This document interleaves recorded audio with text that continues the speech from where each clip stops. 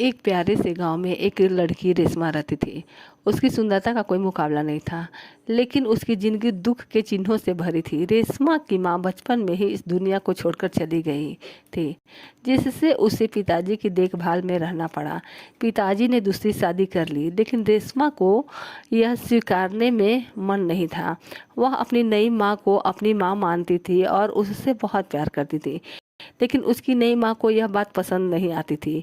वह कहती थी कि रेशमा उसकी अपनी बेटी नहीं है, पर रेशमा का मानना था कि वह उनकी ही बेटी है और वह उससे बहुत प्यार करने लगी। धीरे धीरे रेशमा बड़ी हो गई और उसके पड़ोसी लोग भी उसकी नई माँ को सौतेली माँ कहकर बुरा भला कहते थे, लेकिन रेशमा को फर्क नहीं पड़ता था।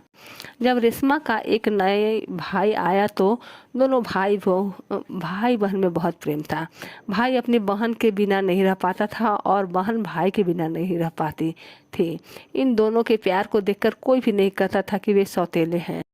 रेशमा की सुंदरता के कारण उसकी शादी एक सुंदर धनवान लड़के से होती है और वह अपने ससुराल चली जाती है।